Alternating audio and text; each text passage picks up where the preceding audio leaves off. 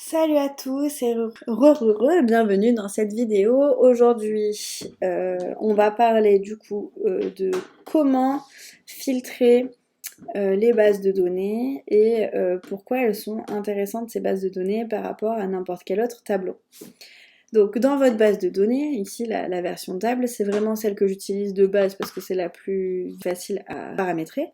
Et après, on peut afficher n'importe laquelle des vues que je vous ai présentées.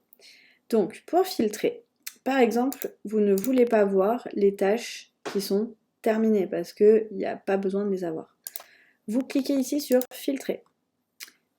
État. Et vous allez dire que est ou n'est pas. Par exemple, si je veux voir afficher que ce qui n'est pas terminé, je laisse afficher que ce qui n'est pas terminé. Tout ce qui est terminé disparaîtra. Ou vous pouvez décider de mettre et en cours, à commencer et terminer, je le décoche. Ça dépend, c'est une question de sémantique. Donc à vous de choisir l'un ou l'autre, ça revient absolument au même. Je peux quand même décider d'afficher ce qui est abandonné et pas ce qui est terminé. D'accord? Ou je peux dire, si je l'ai abandonné, je m'en fous, donc je l'enlève. Et là, comme vous pouvez le voir, ça disparaît. Par exemple, ici, elle est terminée, cette tâche. Donc, je vais la mettre en cours. Donc, je vais dans Filtre, État, ce qui est je veux voir que ce qui est à faire et en cours, je ne veux pas voir ce qui est terminé. Ici, hop, je vais la mettre là. Je vois que je suis en cours. Hop, j'ai déclaré mes impôts, donc je vais mettre terminé. Elle va disparaître. Comme ça, elle n'encombre pas ma liste de tâches. Si vous voulez la retrouver, il suffit de supprimer ce filtre.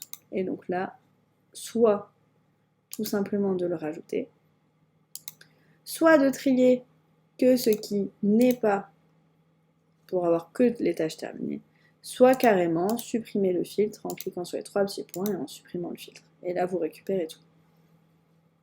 Ce que vous filtrez ne se supprime pas, il se met ailleurs. D'accord?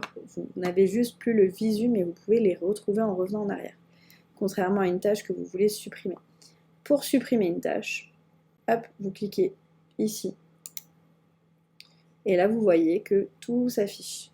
Et ça, vous pouvez toujours modifier au fur et à mesure. Et vous pouvez tout simplement la supprimer. Par contre, elle est supprimée. Donc là, vous ne la retrouverez pas. Vous avez une possibilité de trier vos tâches. Et vous pouvez les trier par date, par exemple, en disant par ordre croissant. D'accord? Ou décroissant. Vous pouvez les trier par ordre alphabétique. Voilà, ça c'est pour les automatisations, donc on s'en servira pas. Ça c'est la fonction recherche, si vous recherchez une tâche que vous ne trouvez pas, qui par exemple a été terminée, qui ne figure plus dans votre table, mais qui est parce qu'il y a un filtre, vous pouvez la rechercher en cliquant juste le nom de la tâche. D'accord? Déclarer les impôts, elle va apparaître. Ok? Ça aide quand on fait des bases de données clients. Par exemple, on veut chercher un client dans une base de données client. Hop, je rentre le nom de mon client et j'ai toute sa fiche qui apparaît. Si vous voulez créer une base de données de clients, vous aurez nom, prénom, date de naissance, email, numéro de téléphone. Voilà. Et ça vous permet après d'aller chercher l'information là-dedans. On peut faire vraiment beaucoup de choses. Ça, c'est pour l'afficher dans une page entière où vous n'avez que votre base de données, d'accord? Et si vous revenez ici en cliquant sur page personnelle, vous revenez en arrière. Donc c'est intéressant de les voir en grand, les bases de données, quand on veut travailler dessus, la créer. Et ici, vous avez l'onglet paramètres. Donc ici, c'est tous les paramètres de votre base de données. Nous, on ne verra pas cela, d'accord? À part source, si vous voulez changer la source. La source, c'est quelle base de données on utilise. Hein. Donc là, on utilise notre base de données To-Do-List. Mais déjà, en vous expliquant tout ce qu'il y a ici, vous verrez que c'est déjà beaucoup. Ok? Vous avez visibilité des propriétés. Et ça marche pour n'importe quelle disposition et n'importe quelle base de données. Moi, je veux pouvoir voir la date limite. Hop, je clique, tout affiché, j'ai tout. Tout masqué, j'ai plus rien, à part le nom, parce qu'il faut toujours qu'il y ait le nom. Et vous pouvez décider, tiens, je veux voir ça, important ou pas important.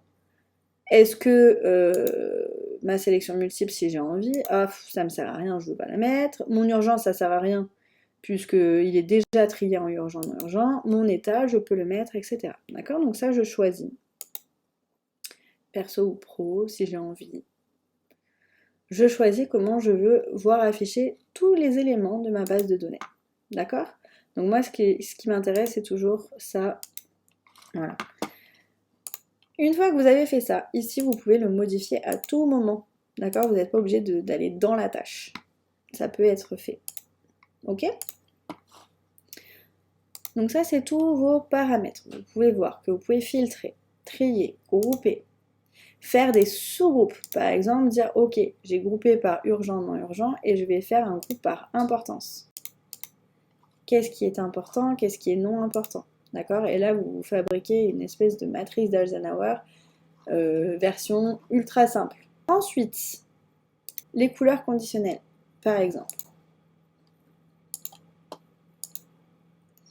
Si la date limite est avant le, et là je vais sélectionner par exemple le 31 décembre, donc là j'ai mis et le, mais c'est avant le 31 décembre, alors mettre en, par exemple, rouge ou rose pour une alerte. Attention, ça va être hyper urgent. D'accord? Je peux rajouter autant de règles que je veux. Je peux les supprimer aussi sans problème en cliquant sur supprimer. Voilà, les propriétés, elles sont là. Vous pouvez les modifier autant que vous voulez si vous voulez changer des couleurs, etc. Donc dans propriétés. Les automatisations, on n'en parlera pas pour l'instant. C'est tout ce que vous avez besoin de savoir pour l'instant sur les paramètres des bases de données.